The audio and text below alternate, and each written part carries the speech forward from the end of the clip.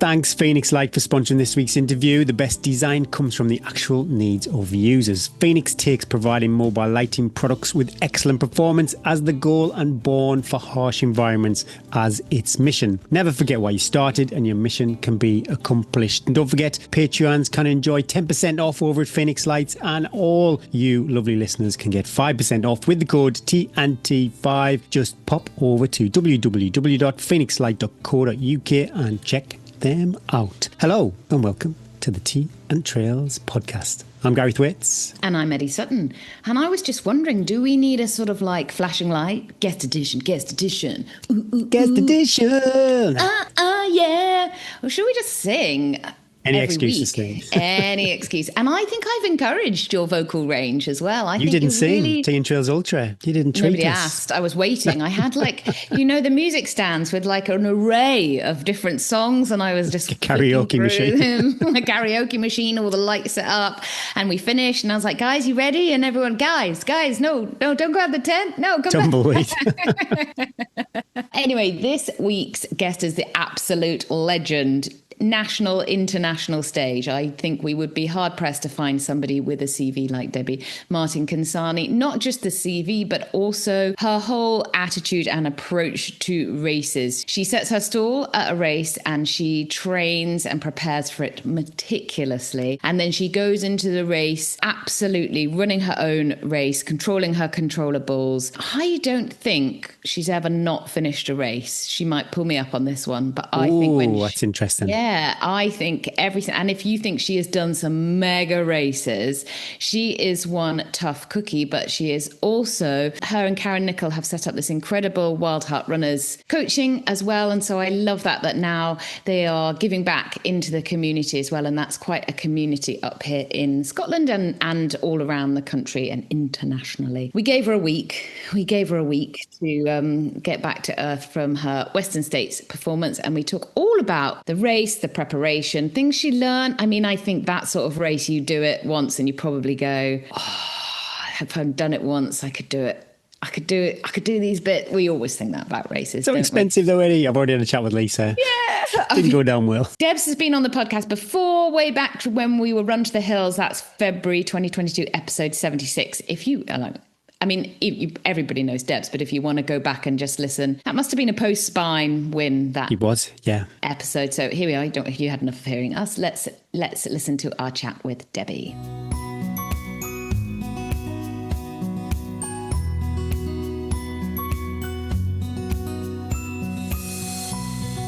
Your AI intro is actually spectacular. Normally, I can't wait to hear this. I'm waiting for it. I'm ready. I have to triple scroll down the script. It's so long. It's going to take like 20 minutes. Yeah. So what? Just talking about you, Debs. Okay. You're going to sit back and relax. Okay, let's do it. Debbie Martin-Consani, aka UltraRunDMC, is a legend in the world of ultra running, known for her grit, humour and relentless drive. She's one of the UK's most accomplished endurance athletes. Now we've gone into career highlights section. This is the first. Winner of the 2022 Mountain Spine Race, represented Great Britain and Scotland in 100k and 24-hour races. Victories in iconic UK ultras like the Grand Union Canal Race, Montane Lake 100, Thames Path 100, South Downs Way, North Downs Way. Then we move on to philosophy and style. This is incredible.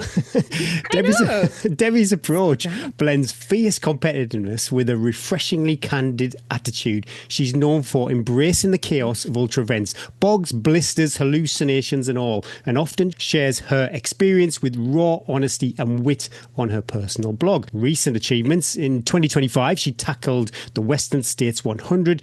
She trained specifically for heat acclimation and quad busting descents, balancing it all with a full-time job and coaching responsibilities. That has to be the most detailed and up-to-date AI intro to date. Debs has been on Wikipedia, definitely. She has been like, right, he's going to look me up. If I knew how to do that, Eddie, I probably would. But yeah, that is quite the intro. I take it that's us wrapped up then. That's it. Well done, Debs. So nice chatting. Thanks. I love AI. When I mentioned about the quad busting descents, I think the net downhill for Western states. Wow. Is it like 20 odd thousand feet down, about 18,000 feet up? How is recovery going? It's all right. It's okay. Like, I think the first couple of days afterwards, like my quads and my adductors were really sore. I'm not quite sure whether that was the pounding or the chronic cramp I had during the race. But yeah, for the first couple of days, it was tenderly stepping off pavements. I always seem to get like DOMs really condensed. So like 48 hours, I can barely move, can't sit in the toilet, can't move up and downstairs, and then I'm okay. So yeah, I think I always get the condensed version of the after race. But then I was okay. We were in Yosemite for the week after. Yeah, I kind of had to suck it up and enjoy the journey while we were there. Sorry, my cat has just made an appearance. She has been trying to get on the podcast for months, and she's like, here I am. Eddie knows that my cat is like super nosy and just loves people. It's beautiful. How was Yosemite? I've been there. I was fortunate enough to go there. I didn't stay there. Did you actually stay in the park? I stayed in Merced and busted in. Well, we were in Mariposa, which is a little bit closer to the park than Merced. The accommodation in the actual national park itself is quite limited and pretty rubbish, I'm not going to lie. It's very overpriced and under-delivered, shall we say, because there was a few places that we passed and I was like, oh my God, I'm glad we didn't stay there. So we had an Airbnb in Mariposa. So we were about an hour and 15 away from actually Yosemite Village. Yeah, it was fine. It was absolutely fine. It's pretty much a straight road there. I mean, I say that, I wasn't driving.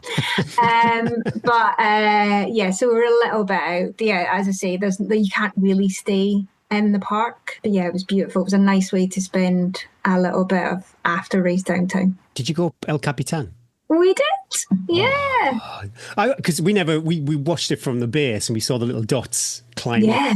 So when you go to the viewing platform, do you see the free solos kind of scrambling over the edge? No, you can't. I mean, I didn't get too close to the edge as such. But yeah, you can go to the viewing platform at the waterfalls. Okay. And you can see it coming down. But yeah, when you're up in El Cap, it's kind of weird. It's like walking on the moon and it's super quiet up there. Like everyone goes to the waterfalls, and I think the trek up to the falls is like really, really busy. And then you have to go another 4.5 miles out and back to go to El Cap. But yeah, it was lovely just sitting there having lunch and thinking, wow, I'm just sitting on the top of El Cap.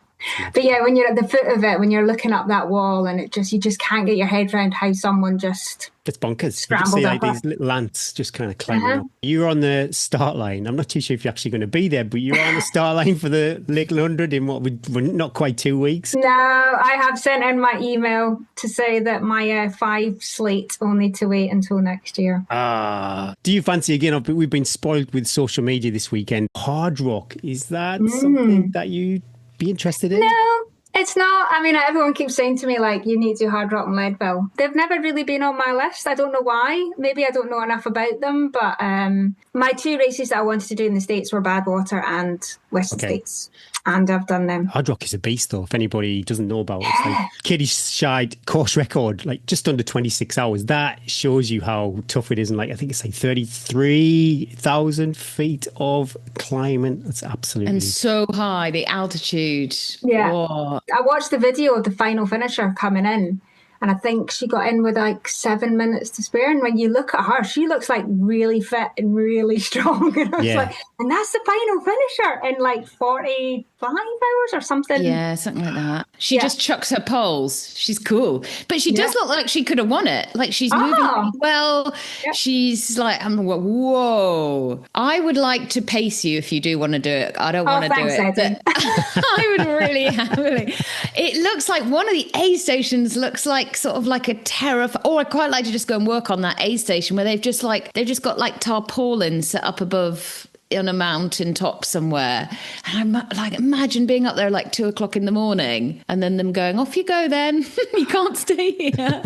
Off you trot. One thing AI did miss. Yes, a big thing. That's terrible. Wild your company.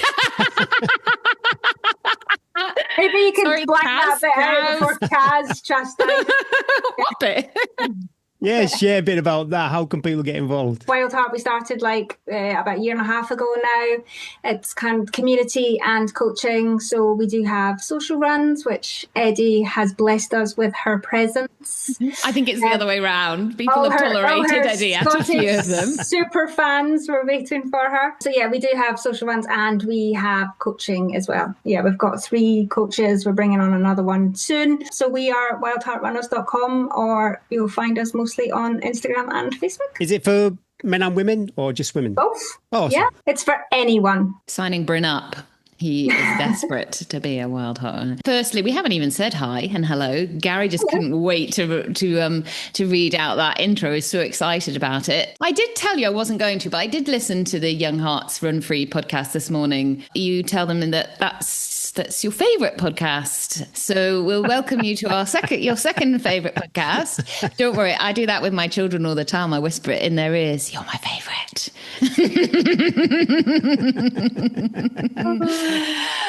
We ask all our guests, where are you? What's the view from your window? And have you got those old rusty legs going for a run this morning? So I am in Glasgow, in Bearsden, in the sunny suburbs, which probably sounds more glamorous than what it is. The view out my window today is pouring rain because Scottish summer has over. been 2 days. The view from my window is, I live on a main road. I've got a little row of shops outside. So I've got an Italian restaurant, an ice cream shop, an estate agent, and a facial aesthetics clinic. So we're Is that all been built since you moved there? That they went, what? You were just like, this is basically, I just need to cross the road, and that's my life. And a petrol station. I don't even need to get out of my pajamas. I'm like, fine. Just a little bit of Botox. Or you just send Marco over. Just have a little lift, Marco. You're looking a little jowly there. Biscoff ice cream on the way back. Thanks very much. Have you been back running a bit? Yeah, I did. Eddie says this like she's not my coach. I did a couple of runs last week. So obviously when I was in Yosemite, I did a fair bit of hiking. How was that? When you told me you were going to be hiking after the race, I went, but it was okay? Legs okay? I guess with your condensed quad. Oh, it wasn't. No, it was totally fine. I was roasting. Yeah. So yeah, it was fine. So I did a few hikes when I was out there. I was working in London last week, so I had a couple of runs. This morning I ran with Kaz. It's our usual Monday morning. We meet at 6:45 and do an out and back on the canal. It's super exciting. Part of our little ritual. Yeah. Just kind of getting back into the swing of things. Any niggles, any injuries? Nothing really. It's just that fatigue that just lies on top of you for quite some time. No lasting effects. My feet are still a little bit sensitive. My feet felt quite battered in the latter half of the race. It was a bit more rocky than I expected it to be. I expected it to be kind of like dusty, compressed tracks, but it's not technical by any stretch of the imagination, but yeah, it's a little bit harder and rocky. You wore the Scott, was it the RC? The Super Tracks, yeah, the RC, yeah. Oh, they're good. What, the new ones? Are they 3s, the Super Track 3s? Yeah. Oh, wow. You Were will they feel the right everything. shoe, do you think? Do you know what? I do like lightweight shoes. Like I like my feet to touch the ground. I'm not a big fan of cushioning. Like I run with quite a high cadence, so I run quite low to the ground. So I always find like if I have something cushioned, I either tip on my ankle or I fall over. I trip quite a lot. So yeah, I mean, I've worn Super Tracks like forever. I've worn them for Bob Graham, the Spine, Tour de Gion, everything. So they have had a lot of miles. But I think maybe just the combination of the heat and the river crossings, the hard ground, and there's a lot of dust as well. My feet just felt, they weren't like abrasion. There was no abrasions. There was not like blistered or bleeding or anything like that. They just felt a little bit battered. And at one point I was going to change into more cushioned shoes because I did have a cushioned option, but I just was really worried about falling. So I thought I'll just stick with the sore feet rather than start stumbling all over the place. Because it's single track. There's quite a lot of bits on that single track where you look down and you think, if you fall, you're falling quite a long way. So I just had to make sure that I was confident at staying on my feet as well. So I stuck with them. My feet feel a little bit tender, but other than that, nothing really. I think these stacked shoes, I run in some of the Adidas Terex or the Speed Ultras. They're high reward, but they're high risk too, because I'm so unstable. The amount of times I made my friend Liam, we were like all over the place, and the guy behind us, Phil, he was just commenting, and every time that we were literally, and we weren't even that tight, we were like 25 miles in. But when you hit that section of a course where you can run, it's absolutely incredible. But yeah, single track. Yeah. I don't know how I'd cope with Yeah. that. Western States, 9 years in the ballots. Why the Western States? Every ultra runner will probably read Dink on Ass's book, so that'll probably be the starting point for a lot of us. Yeah, but what was it for you, Debs? I think it was just always the race that I really wanted to do. It was the race that was kind of like really iconic, even back in the day. One of my friends had commented that I did a talk at some workshop like years ago, and they said to me, like, what races would you like to do? And I said Badwater and Western States. And she wrote it down, and then she sent me it when I said it, and I was like, wow. Yeah, I think it's just like iconic. It's always been like my goal race to be able to do that. It took me a while to get in, but I always knew they'd have to let me in eventually. So you just keep tapping at that door, and one day they'll answer it. I always felt like super blessed and grateful to be there, because it is such a hard race to get into. Did you do the raffle as well? I think we spoke to Zoe Murphy a couple of years ago now, and I probably give people some misinformation about the entry process. So you've got the regular ballots, but then if you are, I suppose, have that level of disposable income, you can enter a raffle too. Did you? Yeah, I didn't. I never did that, no. But I know on the race registration, they had a stand there and people were buying raffle tickets. My understanding is that goes towards Western States funds. Okay. It's when you're there, I mean, I don't know how they put it on. It must cost them who knows how much to put on. And the entry fee is really competitive. I think it was only like a few $100s. So, and there's only like 300 runners in it. They did have a stand there that were selling raffle tickets, and one of my friends bought raffle tickets, but I think she overheard someone had spent like 10-15 grand on raffle tickets. Wow. I hope they got in. Wow. Yeah. So I guess if you know it's going back into the trail, not into someone's pocket, then I would feel slightly more like, well, even if you don't get a place, you've sort of given something. Karma will come your way because you've given something. Was Marco there spending a couple of credit cards? I don't think he's got a qualifier. You still need a qualifier to actually enter it. But yeah, there is the raffle, but I think the odds are even less than the ballot, to be honest. Oh, gosh. Okay, yeah. How do you train for this race? You've got snow in the high country, heat in the canyons, enormous downhill. What did your heat training look like? I'm curious because Eddie and I, all three of us, we've done heat training. We live in the countryside, so we can sneak out the back door. Maybe nobody sees us. You live in a residential area. How Nipping across for a pizza and my facial aesthetics. How did it all fit in? I trained in my garage. Okay. So I almost did like a little combo of what I did for Badwater. For Badwater, I just had, it was really high spec. So I had some tarpaulin sheets that I bought from Amazon, pinned them up around the treadmill. So almost like you could just keep all the heat in. I had 3 heaters on the go. This time, like you guys, I did the core sensor process, which was really good. I think with the Badwater thing, I was just winging it. I wasn't really aware of what stats, adaptations, what I was doing, whether it was beneficial, whether I was moving the dial or anything. Probably like you guys, I came a little bit obsessed with this core score. Well, this is the straight, because we do a workout. You know the benefits of the workout, but you've got no means of kind of gauging it. But with the core sensor, you immediately come home and you're 4%, 6% more heat adapted. It really does gamify the whole, and it's quite dangerous because my personality, I kind of maybe neglected some other stuff in favour of getting a higher percentage on the core app. Yeah, no, I totally agree. And I think in hindsight, I probably did neglect other stuff. I became a little bit obsessed with that score. So for my heat adaptation process, I think I'd absolutely nailed it. And that was probably the only thing that didn't bother me in the race. But everything else was not on my side. But yeah, I think it did really help. It's something I would do again. I think I would only do it if I was doing a race that was guaranteed to be pretty hot. But even like London Marathon, we both did that, and that was unseasonably hot, or at least it was the first real hot weekend that we had experienced as Brits. And I know other people will mock us that we fall apart when it hits 21, 22 degrees. But when you're in a city that's not designed for heat and running a marathon. So when I saw that the temperature was starting to go up and looked a little bit sunny and looked unfavourable for marathon distance, I did do a week of sauna cramming. I think that really helped me. I didn't run a particularly amazing fast race, but the heat didn't bother me that much. So yeah, I think going into that Western States and doing all that heat training, like I felt really confident that I could deal with the heat, and I did. I felt fine, other than a few bits in the canyons where it was like a full-on assault. I don't think the heat actually really affected me too much. I know the heat, unfortunately,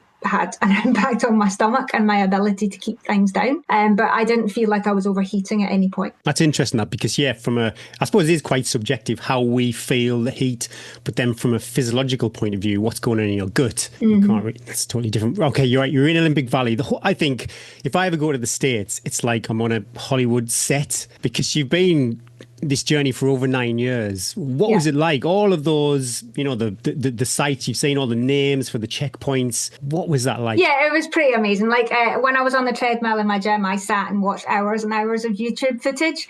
So if you've got a film about Western States, I've probably watched it. But it was good for me to learn a little bit about the course, and I learned from other people. Like I knew to wear gaiters because some guy was videoing himself and banging on about all the debris that was in his shoes.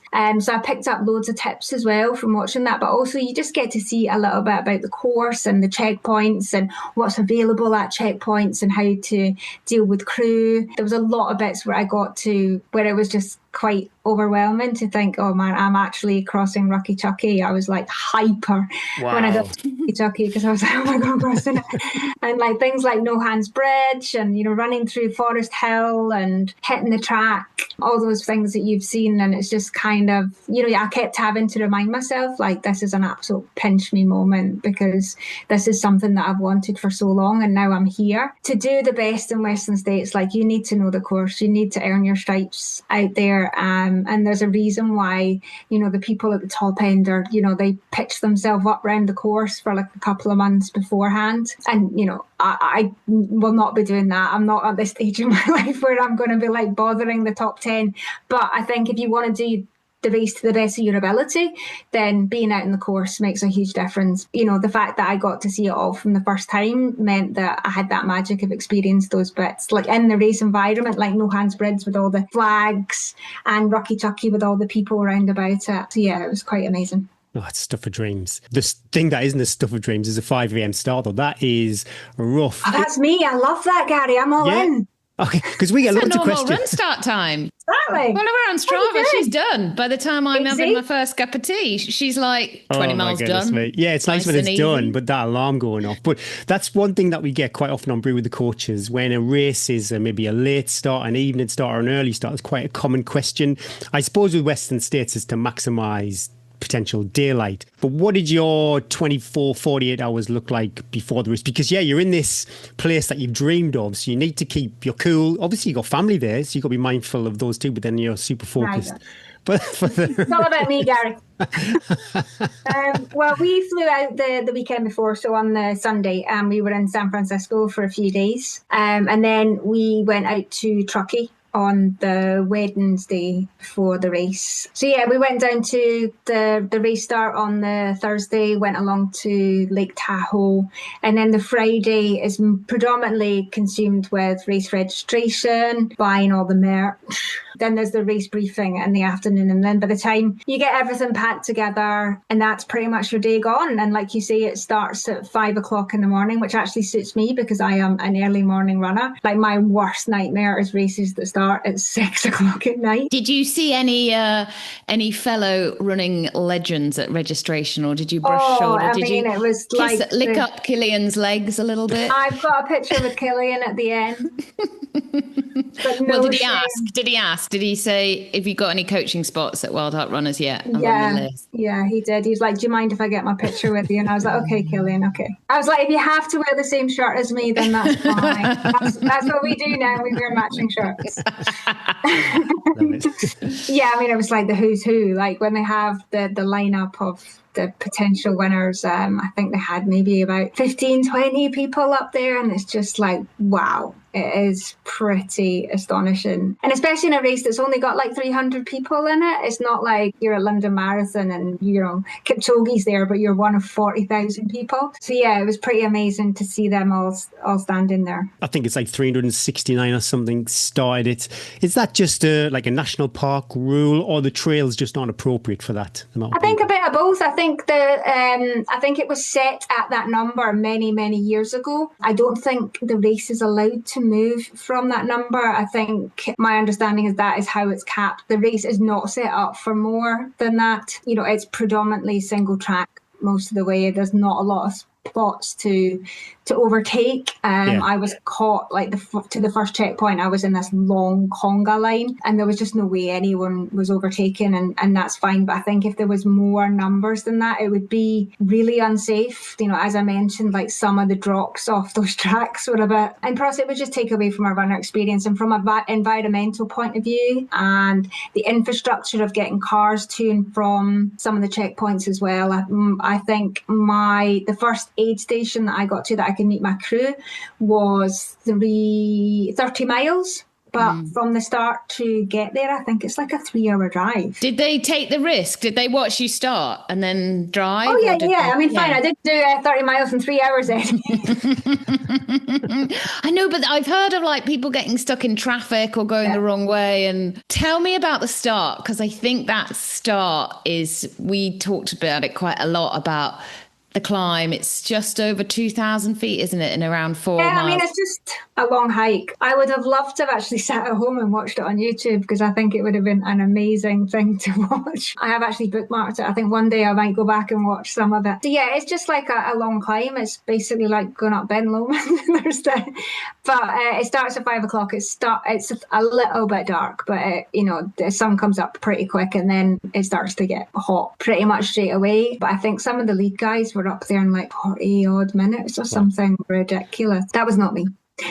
Was there any snow up on the high country? There was patches, but nothing that you couldn't avoid. I think a couple of years ago it was quite bad, where it was like super icy and people were falling all over the place. But I knew beforehand that most of the snow had already started to melt, and there was just patches of it, which is kind of unbelievable, because the UV is like the highest it can be, and it's roasting hot. Shows how deep it is. Deep it is over the winter. You talked about your tummy going a little bit, and your history of being sick in races is, and we've sort of talked about that a bit, haven't we? Like when we've been out running, like why do we do this? Because the actual racing when you're being sick is probably one of the worst things in life, that when you train so hard for these races and then they're a vomit fest. And I know that's put you off doing like really long stuff, like going, and me too, going, why do we want to go back and do that again? But we do keep doing it.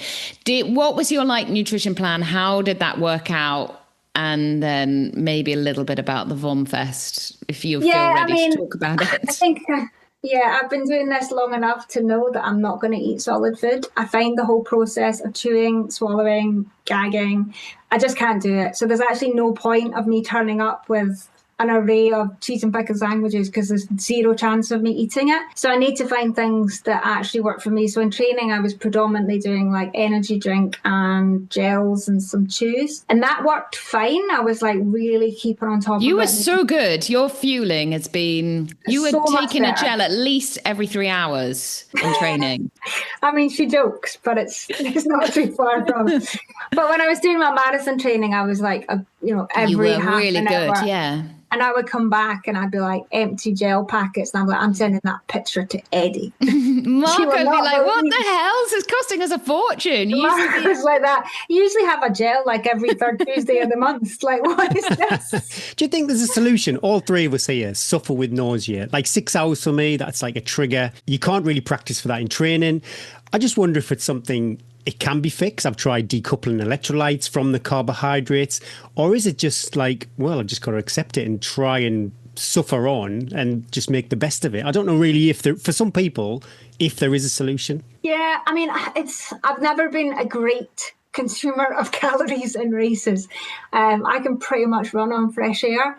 Like I've done a lot, like your AI intro. I don't think there's been a race in there where, I've nailed nutrition and felt energetic and been on top of it. I've always had a problem with eating and feeling nauseous.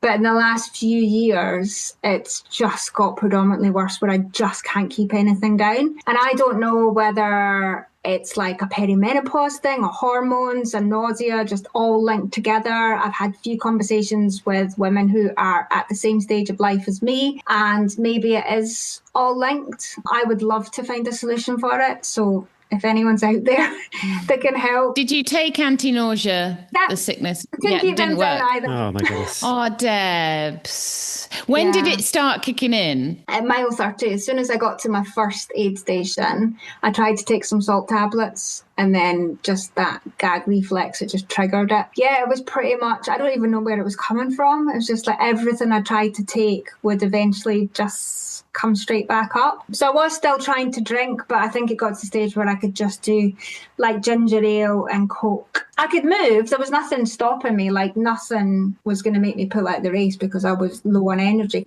So I could still like put one foot in front of the other. It just felt really hard. It's tough. And it's over. It's so like, it's all you can think about. It's all consuming. It's all consuming. And then that's so, you've got that voice that's so disappointing in your head when you've trained so hard for something and actually you're not focusing on being athletic, you're focusing on staying alive, which then creates such a headspace, doesn't it, of like negativity because you're just... And then you just start backtracking. So you just think, whereas you might have gone in with like a goal and a target. And then when this all happens, you're like, oh, well, fuck it. Just walk. It's so easy to walk. It doesn't matter. It's all goals, all aspirations go out the window. It's almost like you just go into survival mode. So I was just like going into aid stations and looking at the cutoffs. And I know like I was hours ahead of them, but I was just thinking, if I don't keep moving and I start hemorrhaging time, this is going to get like harder. And I was like forcing myself to run, even though I was probably quicker walking, like proper. I could still like power walk if you want to call it that. But I thought I need to keep running because I don't want to turn this into a death march. The cut-offs are tight though, aren't they? It's like, is it 30 hours for the race, which if you compare to the Lakeland 100, which is 40 hours, and the Lakeland 100 has a higher DNF rate. I wonder if that is because people go on this big journey to try and enter it. The level of person, I want to phrase this correctly, but the people who actually get on the start line, it means so much more to them than a race, maybe that you can just enter once and get in. Oh, absolutely. It's not an entry-level race. You know, when you look around and see people who are at the race briefing, like everyone is super fit, super ready. But like me, like most people that I spoke to there had been trying to get into the race for years. So they've got years of experience behind them. So it's not like an entry-level 100 where people just turn up and wing it and learn from it and then DNF because they realise it's not their day. Yeah. These people have years and years of 100-mile experience in the bank. But they also know they've only got one shot to do this. How were the canyons, Debs? Because that is one part that you came off. We should perhaps tell people a little bit of your backstory of training, but you did an unconventional approach of that. You did a marathon block into London Marathon, and then you had 7 weeks to turn yourself into a Western States hill machine. So you concentrated on ups and downs. How were the canyons? Yeah, that was actually fine. I felt okay. I could have probably done with some more miles in my legs. I think back in the day where I was doing world champs and 100-mile races, I definitely did more miles during the week. I think now I do more strength training, whereas back then I didn't do any. But I just feel like from a time perspective, like I live in Glasgow, but I work in London. Yeah, from a time perspective, I just don't have the time or the inclination to go out and run 100-mile weeks. And, you know, I'm 50 and my body just can't deal with it anymore. So I've got to find that balance between being trained for a race, but not pushing myself over into that fatigued, injured zone. Like I just don't recover the same way. My hamstrings have definitely seen better days. I'm always moaning about how bad my hamstrings are. So yeah, I think going into the race, I think my focus was heat and hills in that priority. Like I've got years and years of marching up and down hills, and I knew going into the race I wasn't going to run up any hills. So as long as I could hike up them efficiently and run the flats and run the downhills, then I would be fine. And that was okay. Like the downhills were actually okay. Most of it is switchbacks. So it's not anything on the profile. No steps for you. Eddie switchbacks. Debs loves a step. Eddie loves a switchback. I love a switchback. There was a little bit of steps, but there was a lot of switchbacks. The Americans are always like, it's so much more technical than people think, but they think technical is like a few rocks on the trail, don't they? I mean, it was more technical than I expected it to be, because I think the stuff that I had seen, the footage. Yeah, you see the groomed little, more kind of dusty trails. But I mean, it's not technical like we're used to. I mean, to me, technical is our little day out in the Arctic Alps getting, or 4 like points the of Lakeland. contact. Yeah. Like the Lakeland race, you know, there's bits on that, especially up into Buttermere and stuff. It's more challenging. There was nothing in the race that we don't have in Scotland, for example, other than the altitude and the heat. But in terms of the trail and the terrain, it's definitely something that I've been used to before. Do you have to be mindful of that? I don't know about the altitude and how high it is before you can really suffer from it. 8,000 feet, is that something you need to worry about? I think you're kind of like at the lower end. Like I have done things at altitude before, like I've been up Kilimanjaro and Catrail. There's bits on the Tour de Géant that goes up quite high as well. And I remember the Col Lawson and Tour de Géant, felt like I was breathing through a straw going up that. I was making noises I'd only ever made in childbirth. So I expected it. I knew that I was okay at altitude. I've always been fine. Yeah. But I think because you're up and you stay up for about 30 miles. So there was a few people that I'd spoke to were like, oh, I can't wait to drop down to sea level. And then I'd look at my watch and go, geez, we're actually that high up. Because like nothing looks high. You just forget that you are. So I've never really been that bothered with altitude. It's never, I think with altitude sickness or any sort of effect of altitude, you either get it or you already don't. sick anyway, who knows? Yeah. You were I wasn't sick then. It was actually when it started to drop that I started becoming sick. So maybe it was the altitude. If anybody looks at the profile, it looks like a dream of a course, but the reality, does it feel downhill or? No, never. Not at any point. Really? I think I've listened to quite a few podcasts and stuff beforehand, and I know people kept talking about how it was a lot steeper than they expected it to be. So I think I'd gone in with the mindset of thinking I'm going to be shocked by how steep this is, and I wasn't, because there's nothing that it's not any different from my local hills in Scotland. But I think maybe because I had that preconceived thing where I think I'm going to be shocked, and I wasn't. There is one climb where you go up to Devil's Thumb, which takes a little bit of your soul to get up to the top of there. But other than that, I think everything there wasn't anything that was particularly long. It's not like in Lakeland when you go up Fusedale and it just seems to be like hours and hours. So I think most climbs were maybe 20-30 minutes. There was nothing particularly long and arduous. A Devil's Thumb climb was definitely hard. Did it live up to everything that 9 years in the making? Was it everything you expected? Was there because sometimes when all your dreams come true, it isn't what you expected, or is it what you expected? Does that make sense? Yeah, no, totally. Yeah, I think from a race experience and being there and how they organise the race, it's second to none. Did they ask you where you were from? Were they like, where is that accent from? Yeah, I got that quite a lot. And everyone was amazed that I'd come all the way from Scotland for this. Scotland, England. Love it.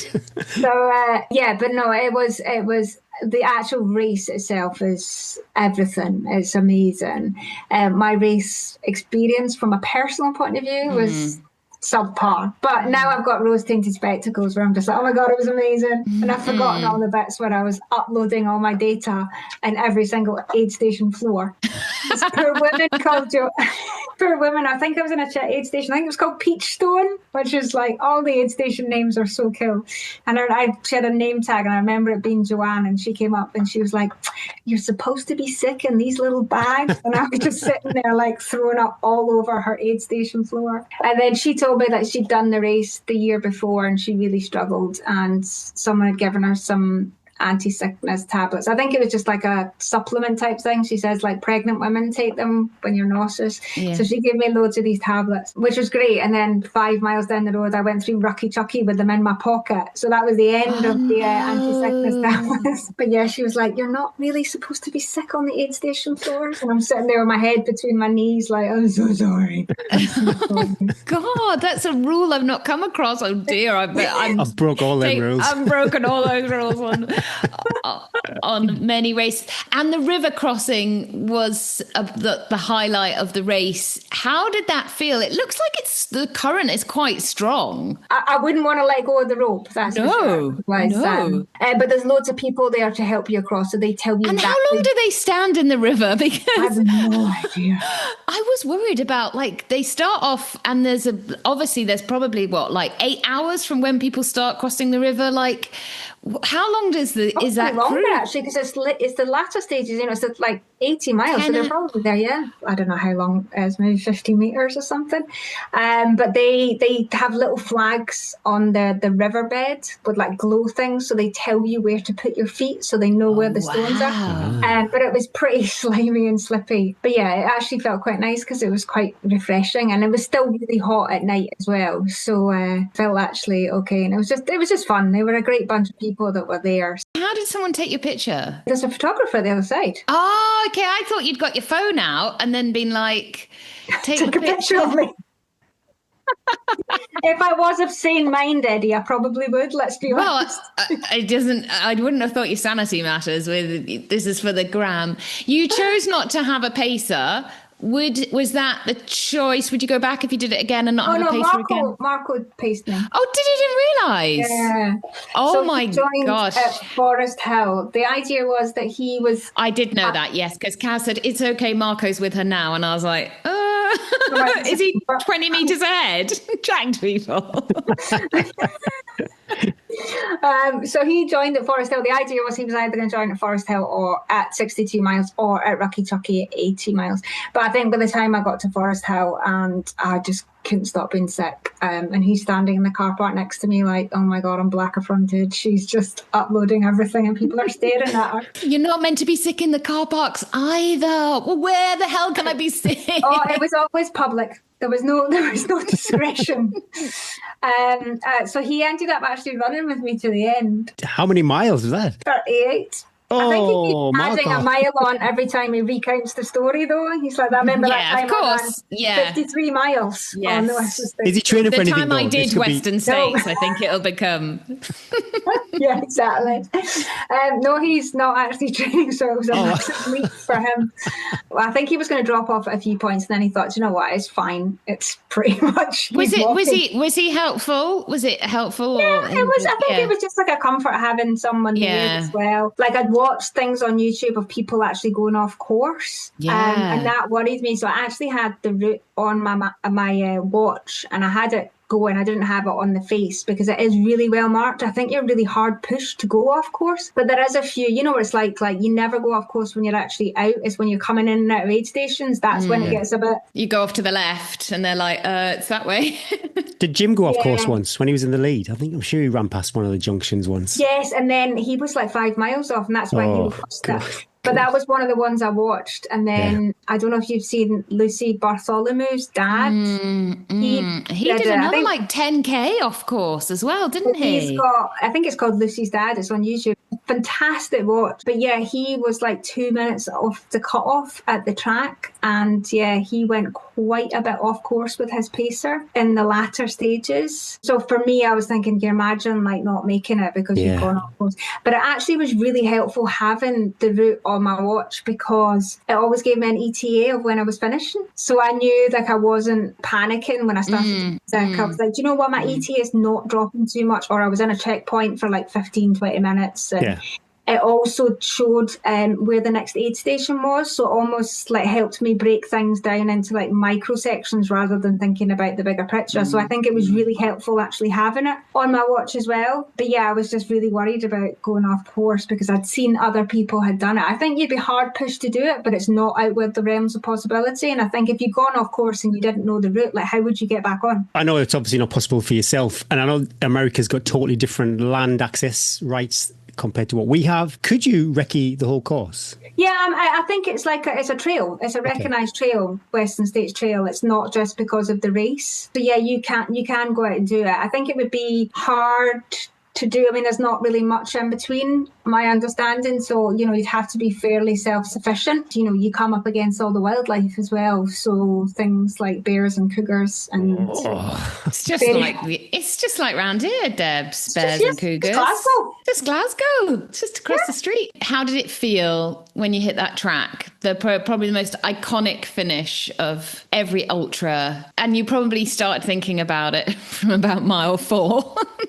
Yeah, but you have to like not think about it, don't you? Because it's like such a lot. You have to be like, I'm not there yet. I'm not there. I'm not there. What sort of pace are we looking at? Did you drop a 400-meter split? I think it's 300 meters. Otherwise, I would have. Yes. I think, like you say, like you can't think about the track, especially when you're starting to hit really, really low points. And, I'm at mile 60, and the idea of finding another 40 miles and you just seems completely impossible. So I just kept thinking like checkpoint to checkpoint, or aid station, or when I would meet my crew, and then just take it from there. I think from like, there's a little checkpoint just outside. It's like only 3 miles or so, isn't it? No, it's less than that. It's only like 1.2. It's Roby Point, and that's where the crowds start to appear, and then people's crew come up to there and run it back in with them. So there's a short hill when you come out of Roby Point, and then it's pretty much downhill all the way to the track at the high school. It was surreal. It was kind of almost like, because I had gone to the absolute depths of my soul to get there, it felt even more amazing, because there was so many points where I was saying to Marco, am I going to make it? In like really dramatic voice. And he's like, yeah, can you just move? You're still talking. You're fine. So it was pretty amazing to be running down there. And then when you hit the track, and you just, like, I hadn't been to the track before, or hadn't seen it. So, and it's just it's like you say, just running into a movie set. And the guy who was like, there were 2 camera guys, and I was just like, I've seen this on YouTube so many times. It was amazing. And he was like, oh, but you're doing so well. You're moving so fast. And I was like, yeah, there's 2 cameras on me. I'm totally having myself. Do you not follow me on Instagram? Yeah. I was definitely doing this pace 5 miles ago when there was no cameras. And then you just kind of turn the corner and you see like the sign and the gantry that you've seen so many times, and you just think, wow, this is me running through this gantry. But at that point I was pretty much done and ready for it to be over for quite some time. You say all this, but actually you are famous for your closing of races, and actually you were even though you were suffering deeply, you were still moving, and you were going through, you were ticking off people that were all the way through, all the way to the end. So though it was like in your head and obviously awful, your performance for what the cards, as we always say, the cards that you got dealt, was still incredible, considering the 20 calories that you were able to take on, and the epic dehydration, and having never touched foot on the course as well. That is huge. And from Glasgow, that is amazing what you actually achieved. So you're under singing yourself. You had to pull on all the strings of every single bit of all the experience that you've had. I think actually what you did, and then were able to pull those strings and still a really great performance for never having run on anything like that before, the heat, etc., was amazing. So don't undersell what you did. It was really brilliant. It was incredible. Okay, I'm really embarrassed and uncomfortable now. No. If somebody said, I don't know who the race director of the Western States is, he says, like, Debs, we want you back next year. You can come out 2 months before, you can work from there, you can bring all the fam out. Would you go out and train on the course and do it again? 100%. I mean, it's never going to happen, so it's easy for me to say that now. He could listen. He could be like, this is a great story. Patreon. He's a big fan. We didn't even know his name. Assistant RD, she was actually running the race. They'd asked her to run the race to get it from a runner experience, so I ran with her for quite a bit. So maybe there's a let-in. Okay, yes, we got it. Okay, we'll send her the link. I think I would. I think if you had an opportunity to do it again, then I would owe it to myself. There's a lot of races that I wouldn't do again, like things like Badwater. To me, that was a one and done. It's definitely not my wheelhouse. But this is so your wheelhouse because of the course. I think I would. There was so many things, and hindsight's a wonderful thing, right? I mean, Gary, you'll know yourself when you had those stomach issues and races, you're like, why didn't I do that? Why didn't I have the sense to eat that ginger I'd been carrying for 24 hours? Why didn't I? Taking it on a nice walk, all those Why didn't I anti-sickness switch to tablets. something else? But it's almost like it happens, you unravel even more, you spiral, you bury yourself, and you just stay there. Whereas in the cold light of day, you've got so many solutions. You think, I should have done that. I should have done that. Why didn't I take this? And at the time, you just can't think beyond what is happening right now. And you think, I can't physically take anything, therefore I'm not going to try. I think I would. If I had the opportunity to do it again, I think I would, because I learned so much. I don't know how much, like I could do it much quicker, but I think I could have had a better running experience. And I think that's why I'm disappointed with myself. Yeah. But even though all those things were happening to me, like my drive, my commitment never faltered. Never at any point did I think, well, this is not my day, it's not my thing. I always knew that I had one shot to do this, and whatever was going to happen, nothing was getting in the way of me in that buckle. Because at the end of the day, I just felt a bit rubbish. There was nothing actually wrong with me. But yeah, I think if that ever, but it's not gonna. I don't know. We set the wheels. We put it out there. Kaz would be manifesting this every morning now. Should we sit on our balcony with our manifesting? Debs to Western States. It's quite powerful, that, because you say there's nothing wrong with me, but in that moment of time, it just feels like the world is against you. Yeah, it's super powerful. It absolutely did. But yeah, I was just, whatever was happening, whatever was thrown at me, I was still ploughing on. As I said, I was still running, although it was quite slow. Like I was running my little heart out and Marco was walking behind me. But he's like so much taller. So he's like, I'm at that stage where I can't run because I run up your heels, but I can't walk because you keep moving away from me. So he's like, This is so hard, Debs. This is so hard and it's so hot and I'm hungry. Thanks for sharing all that, Debbie. That was fantastic. I'm pretty sure, Western States do not need more people trying to enter that race, but I'm pretty sure you haven't put anybody off. It just sounds... Are you going to enter, Gary? Well, you know what? When people ask me what my bucket list race is, Western States is pretty much up there with all, like, I presume you're entered then if it's your Well, no, see, I'm not. I keep saying it, but I never actually enter. Maybe... Gary! Well, I need to run it. It's quite expensive, so I need to run it past the family, see if I'm allowed to go on my own. You guys must be millionaires with this podcast now. Double, at least... There is at least $10.99 in the six-figure salaries podcast. You've not got like Precision Hydration to sponsor you out there. They had a great presence out there, by the way. They have a great present. Good shout. Let's get on to. They don't really come to us for athlete data. Well, me, It is expensive. You're right. But then it's kind of like a once in a lifetime thing. At the end of the day, Gary, nobody's going to care about your hardwood floors. Go and sign up for I say this all the time. I've got all my neighbours with their fancy cars and their polished cars and their manicured lawns. Nobody cares about that. No, nobody cares about when your life flashes in front of your eyes, nobody cares. I could say it's work too. Technically, I could put it through the books. I'm going to start seeing these mine at Western States registration. Raffle tickets. Raffle tickets, 1,000. Any more adventures planned for 2025? Don't know what I want to do. I need to sort out my stomach and the sickness before I even consider doing another ultra. As we discussed earlier, I still need to go and do my 5 slates at Lakeland. That's always been on my... So you'll be back in the ballot for 2026 then? Yeah, that's my plan. And I also feel like I've won the senior race. I've won the V40. I've at least got to go back and try the V50, right? But then you get a free entry. Dangerous. Yeah. Where do you start? Exactly.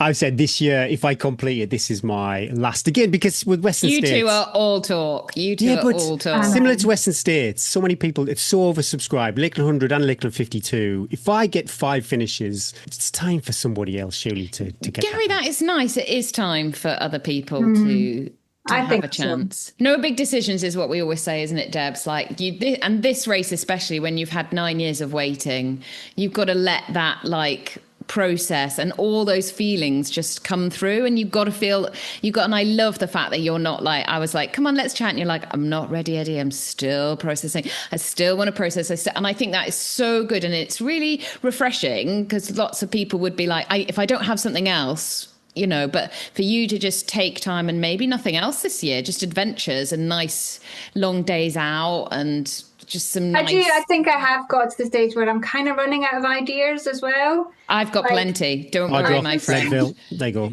I feel like I've done all the races that I wanted to do. Like, I don't do training races, and I don't do races that don't put fire in my belly. I just don't see the point. I would rather just go out and have an adventure day. But yeah, I'm kind of running out of ideas of what would put fire in my belly. We talked about doing some pair races, didn't we? Or like team races. But can you imagine us all... I thought you were quite keen. Are you gaslighting me? Did you not tell Gary the three of us are doing PTL? PTL, hanging off the ropes, all crying, all being sick. All being sick, yeah. God, can you imagine?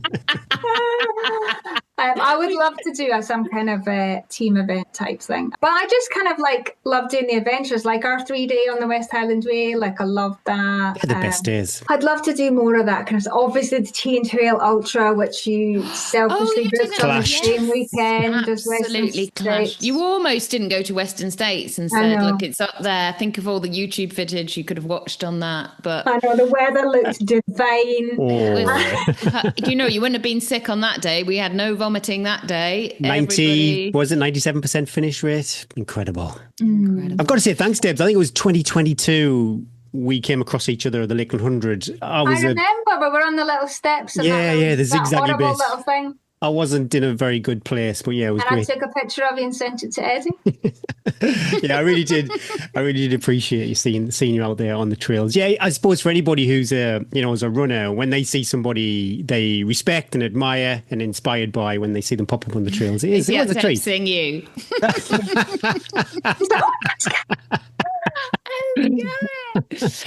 We should sorry, we're still chatting. Right, quick workout the week, Debs. What are we going to share with our listeners? What is your favorite go-to workout when you see it pop up and you think, or something if you're not sure what you're going to do, but you just go back to a favorite workout?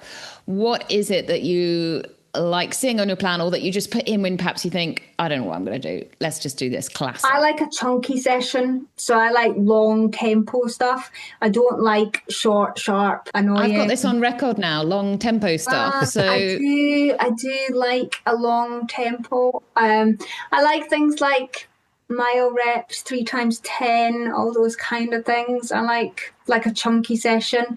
It takes me like 2 minutes to get up to pace, so any kind of You also don't have the stress of getting up to pace with a nice chunky tempo, do you? Because you're like, I know my heart rate will rise, so I can just let it. I've got loads of time. I think I'm always kind of like a diesel engine type person, you know, like I've never broke 20 minutes for 5K, but I've run 100 miles in 15 hours, so it doesn't really add up. I'm more of a kind of endurance type. But yeah, I do like a kind of proper chunky tempo session. Chunky tempo, that's what I'm calling it. It sounds it's a little bit close to being sick, the chunky word. So I might have to change that one a bit. Quick fire. I'm ready. This is my favourite question, actually. I can't remember the last time I was told off. But yeah, Debs, do you remember the last time somebody told you off? I mean, you've heard my mouth. That's unfiltered. Probably Kaz, because she's like the nice person and I'm like the mean gobby one. So probably Kaz that told me, I don't even know what it before, but it was smile, Debs. You've just got to pretend you like she's them. She's like, whatever you do in the face. I don't know if you know this, but you're doing the face. I'm trying to think if we've been told off or we've done anything bad recently but I don't think we have. I think we've been relatively, haven't got a parking ticket recently. It's only Bryn that tells me off, probably the same, Marco. And it's only not telling off, just being a bit disappointed. Yeah, I don't think Marco tells off. He's kind of used it. I saw a Facebook telling off the other day. It was something to do with people in Wasdale, Bob Graham round parking inconsiderably. Oi, oi, oi. Wasn't on yeah, there, but that's not unique just to Wasdale. That's everywhere just now. It's ridiculous. Yeah.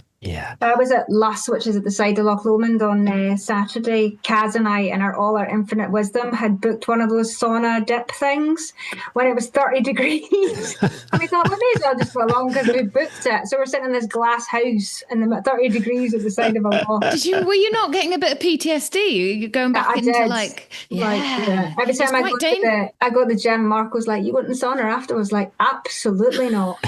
Slowly. But yeah, there's a lot of like litter and barbecues and traffic and just there's a lot of irresponsible people. But yeah, it's sad to see that about the Bob Graham. I'm not quite sure about posting the guy's picture on Facebook, but I'm a bit on the fence about that. But then, do you know what? If you've done the crime, you serve the time and all that. I saw in the comments some guy was saying that he met some other guy doing the Bob and they didn't actually go to the peaks because they were like, it's close enough type thing. I don't know if you saw that. Oh my goodness. I think that rattled me more. Gary's going to go on about that now. Anything on the TV that the whole family can enjoy together that you're watching in the Consani household? No, we tend to watch separate things.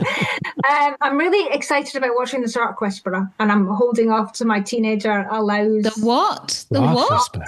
Shark Whisperer. The Shark Whisperer. What the hell?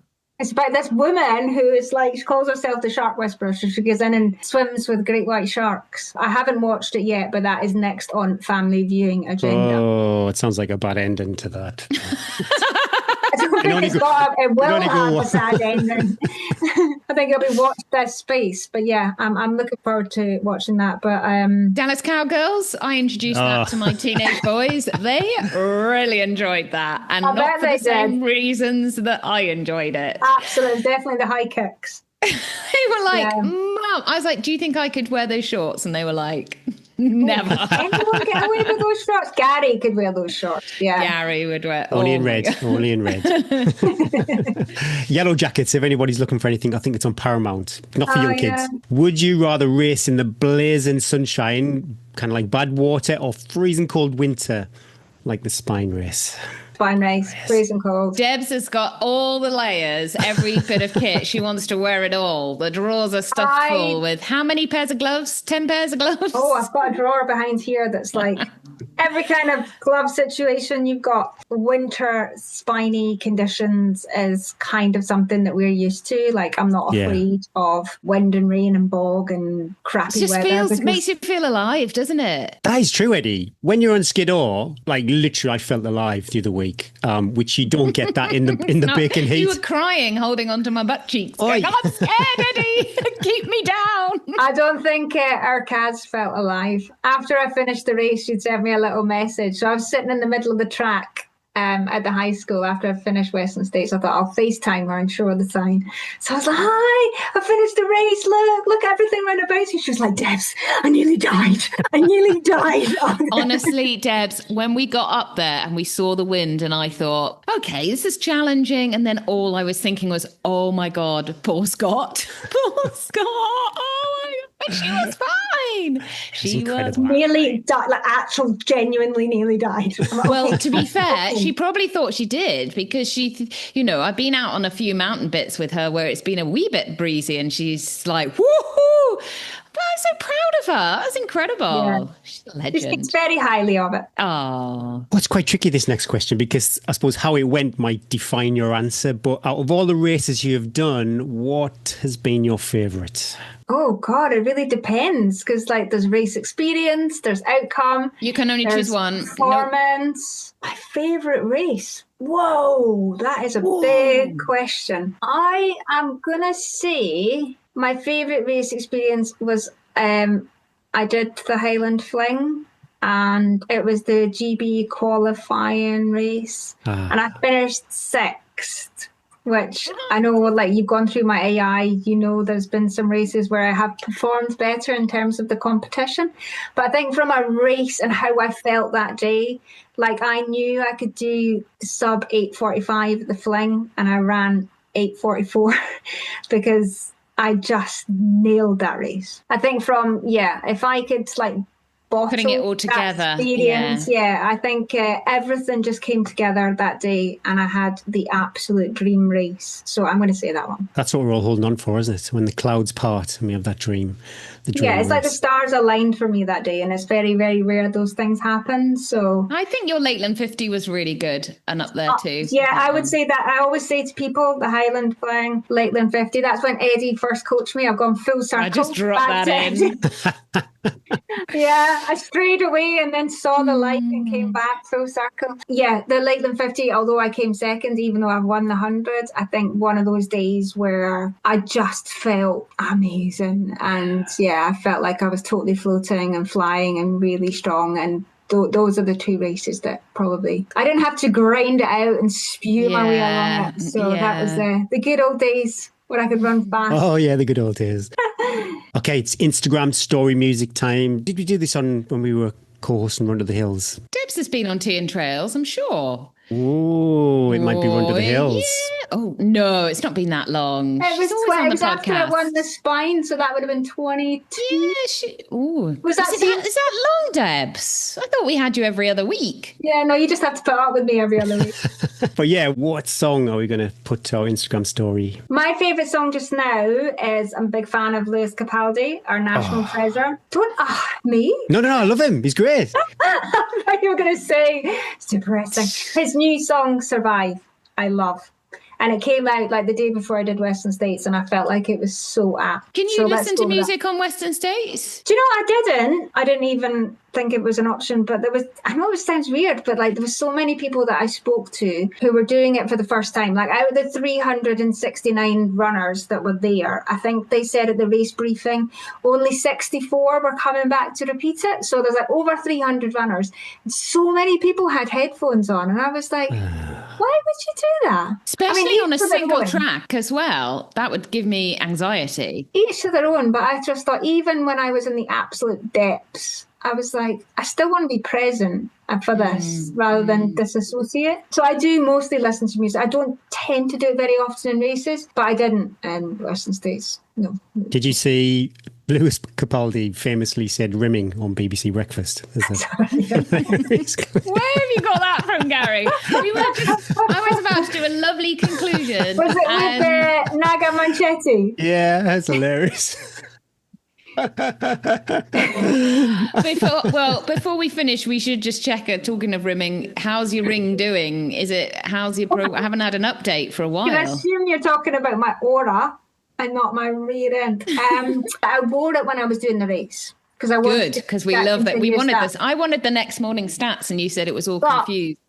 But if you don't actually sleep, the aura doesn't really configure and work properly because it actually uses your sleep stats to pull in all the biometrics. So if you don't sleep, it thinks you're not wearing it. Oh, shut up. I've done that before, but I've been on overnight flights where I haven't slept and it's just got a couple of naps in there. But because you haven't had a block of sleep, it doesn't actually pull in your stats. So it's a bit of a waste of time wearing it. It's been all right. There's definitely been some red lining in there, as you would expect. Alert. And today it told me I really need to focus on sleep and rest. Does it say do something fun for yourself today? That's what mine always says. Why don't you do something fun for yourself? And I'm like, go. Doesn't live in the real world, does it? I think mine told me today that to take some naps and some rest. All right. All right, calm down. Yeah. Debs, thank you so much for telling us. We love hearing your story. We love having you on the podcast. I mean, maybe we do need a sort of like weekly what's up Debs spot. I know, as we always say with these big races, the sometimes the training process and the race, like decoupling them, what you did in the preparation was incredible and an inspiration, your commitment to training and to races. People, you put everything on Strava. So people want to see like how Debs juggles everything with full-time work, traveling, family, running a coaching business with Kaz as well. There's a lot going on, plus all the strength work you did. You could not have put more into that race. And I know that you're still processing result, but you are such an inspiration to, I would say, millions of people, Debs. What you've achieved, but also what you're now like, how you're training and looking at life like in a different way, but you're still so committed and still like, I'm going to get the best out of myself. And if the chips do go down, the way that you're like, well, there's actually nothing wrong with me. I'm going to keep going. It's like really inspirational. And I know lots of people will pull on that when they do races and the races don't go as they think they deserve almost in some way, because that's how we feel, don't we? That they can turn on to what your words and how you coped with it. And you're a huge inspiration to me and a huge inspiration to everyone at Wild Heart Runners and all the women that, even though your resting bitch face is strong, we know underneath it, you're a super supporter of women in running, women in ultra running, keeping on running as we get just a wee bit older, 25, 26. Oh, I'm still going to be about for very, very, very long time. Oh yeah, baby cakes. PTL 2027. Yeah, you're amazing. Everything that you've achieved and everything that you're still going on to achieve. Can't wait to see what it holds. But no big decisions for the rest of 2025. So yeah, huge kudos. We're your biggest fans from Tea and Trails podcast. Rest up, enjoy, bask in your glory, and hopefully see you at Lakeland 2026. You and Gary sharing that slate together. Gary's got to get it. Hopefully I'll get it this year. That's sad times if I'm there 2026. That would be the best story, though. Yeah. No, quitting, Gary. That's the rules. No shit quitting. No shit quitting. I love it. Thanks for your time today, Debs. Thank you so much. It was lovely to see you both. Thanks. And you. Take care.